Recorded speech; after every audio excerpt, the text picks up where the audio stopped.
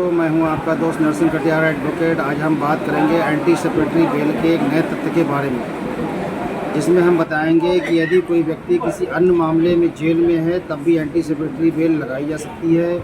इसमें एक Allahabad high court के विधि व्यवस्था की बात करेंगे, जिसका नाम है डॉक्टर रजनी त्रिपाठी एवं स्टेट ऑफ यूपी 2024। और ये बात करेंगे अब बात के बारे में, ये क्या मामला था। इसमें डॉक्टर रजनी त्रिपाठी, जो कि थी एक प्रिंसिपल थी प्रयाग महिला महाविद्यालय की 2009 में, तो एक डॉक्टर मधु टंडन द्वारा कुछ उनके आश्वासन पर पैसे खर्च किए गए थे। बाद में विवाद हुआ, इन्होंने पैसे नहीं दिए, तो इनके खिलाफ़ और भी कहीं इन्होंने पैसे निकाले थे, जिसके लिए डॉक्टर रजनी त्रिपाठी, जो कि महिला प्रधानाचार्य थी, उनके खिलाफ़ मामला 420, 467, 468, 471 IPC का लिखा गया था। विवाद चलता रहा। इसी दौरान कई बार जो हाई कोर्ट गई, हाई कोर्ट में इन्होंने कहा तो इन्हें अंतरिम रक्षा भी दी गई थी। इसी दौरान एक अन्य मामले में इन्हें जेल जाना पड़ा, और क्योंकि इसमें जो विद्यापीठ की समिति थी वो भी जांच कर रही थी। इसी दौरान डॉक्टर मधु टंडन का अन्य जगह ट्रांसफ़र हो गया था। तो इनके अधिवक्ता द्वारा ये तर्क लिया गया कि 61 वर्षीय महिला हैं और रिटायर हो चुकी हैं, और क्या कहते हैं, इन्हें सेवा विवाद का मामला बताया। तो इन्होंने एंटीसिपेटरी बेल के लिए आवेदन किया, जिसमें माननीय उच्च न्यायालय ने आधार ये बताए कि यदि कोई व्यक्ति किसी अन्य मामले में जेल में है तो इस आधार पर एंटीसिपेटरी बेल खारिज नहीं की जा सकती।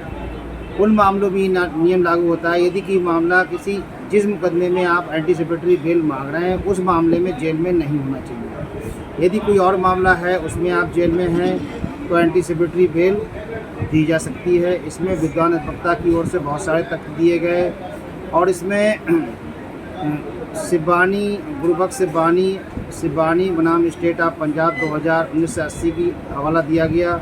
सुशीला अग्रवाल 2020 का हवाला दिया गया, और राजस्थान की रूलिंग नारेंद्र सिंह और अमर सिंह, विनोद शर्मा आदि रूलिंग का हवाला दिया गया, जिसमें माननीय उच्च न्यायालय इलाहाबाद द्वारा अपनी विधि व्यवस्था फाइंडिंग दी गई, और ये बताया गया कि अन्य मामले होने पर उसे जेल में नहीं रखा जा सकता और उसके आधार पर रिमांड भी नहीं दिया जा सकता। जो 438 CRPC का जो अपवाद बताया है उसमें विशेष ध्यान देना होगा, और उस सब बातों का ध्यान रखना होगा कि यदि अपवाद के अंदर मामला नहीं फंस गया है तो इस आधार पर जो सेशन न्यायालय है, जो हाई कोर्ट है, उसकी शक्तियों पर रोक नहीं लगाई जा सकती।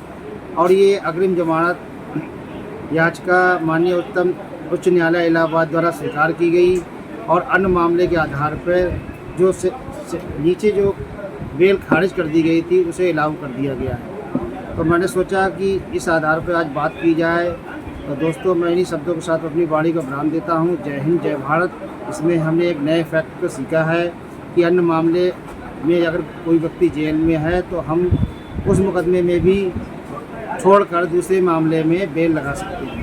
तो मेरी बातें यदि सही लगें तो मेरे चैनल को लाइक और सब्सक्राइब शेयर जरूर करें। जय हिंद, जय भारत।